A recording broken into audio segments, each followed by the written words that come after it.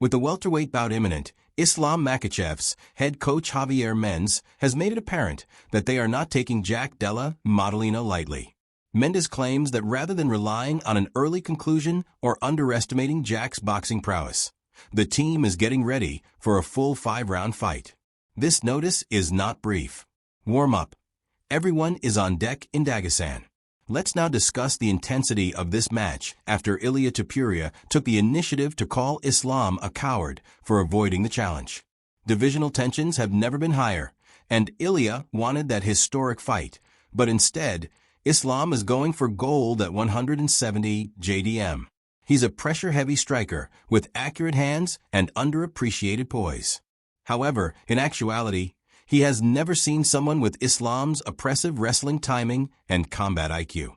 What makes this so intriguing is Islam's capacity to end chaos with absolute control.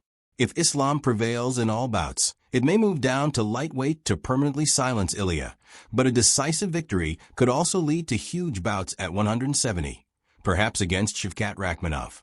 Can you imagine what a fight that would be? In any case, this isn't just a fight. It's a turning point for the legacy of Islam. Islam versus JDM. How do you think the fight plays out? I'm always the same. I never change. I'm ready for a 5-round war, and the reason being is if I go out and say, oh, he's going to submit him or he's going to dominate him, but then the fight happens and no submission, no domination, then my train of thought goes away and I forgot to be engaged in the fight because I thought about, oh, okay, we're not going to submit him. But that little thought, to me, is something that I can't afford. Like, for instance, if you think about if you're driving in the freeway and you lose track and you look behind and all of a sudden you look ahead and you just wrecked because you weren't paying attention. So I kind of look at it like that. I need to be engaged at all times and look at the fights of what's going on in front of me. So if I look at, oh, he should have finished them in the second round and he didn't, then I kept thinking, oh, we didn't finish it in the second round. A thought pattern changes, so I don't want to do that. So I like to stay engaged the whole time through. Daniel Cormier responds to Jon Jones's criticism after Jones audaciously asserts that he would ruin a prime Daniel Cormier, who performed worse at heavyweight than light heavyweight, has reacted and isn't holding back. Jones, during a Jeffrey interview in his YouTube channel, Wu rekindled the rivalry by claiming that he thinks his speed and power have translated better to heavyweight and that he would have done DC even more harm if they had fought in that division. He highlighted his improved power and particularly his kicks, mentioning the head kick that dropped Cormier in their second fight at 205, but DC isn't buying it.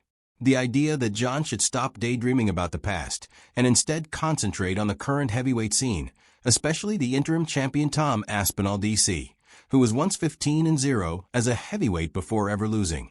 His only heavyweight defeats came at the ages of 40 and 41 against Stipe, who is regarded as one of the greatest heavyweights in UFC history at his best. With Aspinall awaiting his chance at undisputed gold, the timing of Jones' remarks is also drawing criticism. Some view this call out from a retired DC as a diversion from the true task at hand. I'm retired. I'm done. I'm 46. I'm washed up. I'm a broadcaster. I'm a commentator. I am a talking head. How about this novel idea? Fight the dude that's actually wanting to fight. I don't want to fight Jon Jones. I have no desire to fight anyone. There could be a 25-pounder called me out to fight and I'd be like, I don't really feel like doing that anymore. Those days are behind me. But how about fight the dude that's actually waiting to fight you? Tom Aspinall, right? It's not about what may have happened back then. We want to know, as the consumer, what's going to happen today. What's going to happen today? If Jon Jones fights Tom Aspinall, I am telling you right now, I have no desire to fight this man. Am I afraid of this man? Absolutely not. But I'm not here to fight no more. I'm a broadcaster. But there's a guy that's waiting. There's a guy that's up to his neck in frustrations because he's been waiting for so long. Rustam Kabalov, who spent years at Jackson Wing Academy and was one of Jon's main sparring partners through several fight camps, had previously shared a story about Jon getting dropped with a liver kick, a moment that Jones later confirmed himself, even naming Adlan Amagov as the man who landed it.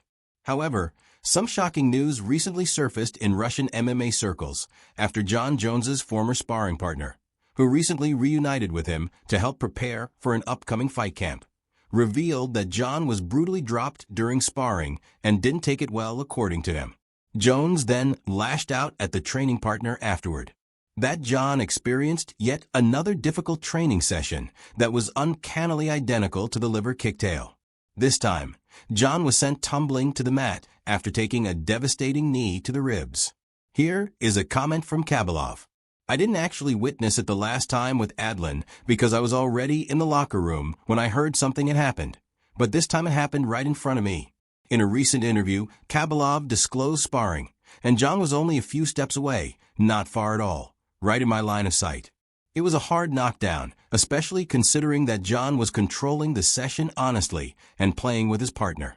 I believe he simply lost focus for a moment, and that's all it took for that knee to take him out of sparring for the remainder of the day. Suddenly, everyone around him froze and stopped sparring, and I really looked over to see him kind of crumpled on the mat, obviously in pain. The kid who landed that knee isn't going to be sleeping easily right now because Jon isn't the kind to let something like that go.